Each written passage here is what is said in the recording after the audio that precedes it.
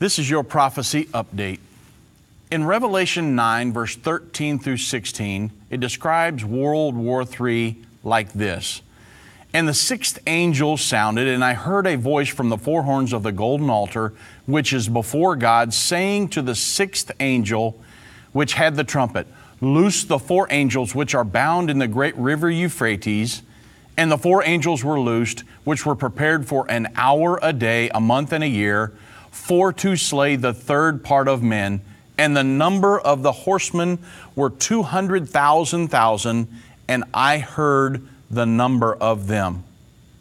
So this is describing World War III, which will occur in the Euphrates River region, according to Revelation chapter 9, verse 13 through 16. Well, on August 31st, the New York Times ran an article, and the title of the article is this: Officials eye the Euphrates River Valley as the last stand for ISIS. And it states this: if the Islamic State fighters are expected to make their last stand in a series of Euphrates River Valley towns and villages that American-backed Syrian and Iraqi forces are not expected to attack for months, American officials said on last Thursday, a couple Thursdays ago.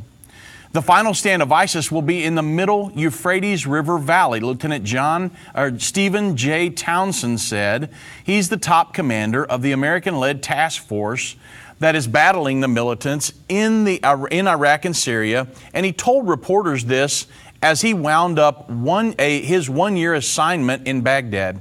He said all these forces will converge there in the Euphrates River Valley.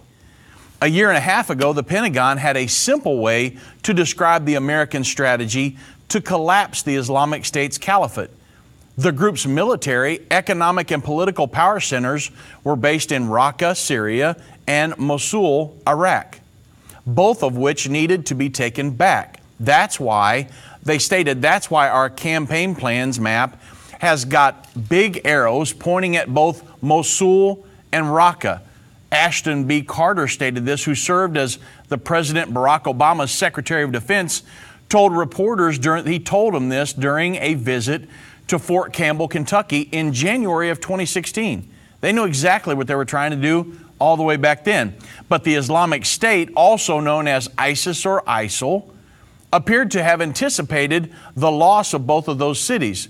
It has since moved its most important administrative functions, including operatives in charge of recruiting, financing, and plotting external attacks abroad, into the Euphrates River Valley. Operations in the Euphrates River Valley, which straddle the Syrian and Iraqi border, will be more complex than the battle for Tal Afar, which was surrounded for months by Iraqi forces. General Townsend said, "We're planning for very tough fights just ahead." Officials said American and Russian commanders had discussed making the Euphrates River a dividing line between Syrian government forces and those backed by the United States. But Russia has also suggested that Syrian forces should be able to operate north of the river in some of the areas, and the arrangements have not yet been settled. We've already established the measures that are in place that go down into the Merv a ways. General Townsend said this, using a military abbreviation, which they would say MERV instead of the Middle East River Valley. When the time comes, we'll look out other measures in the future that will cover the entire area that needs to be covered. Well, the officials eye Euphrates River Valley as a last stand for ISIS. What a title, especially through the eyes of Bible prophecy. Only time will tell if this war with ISIS escalates into World War III.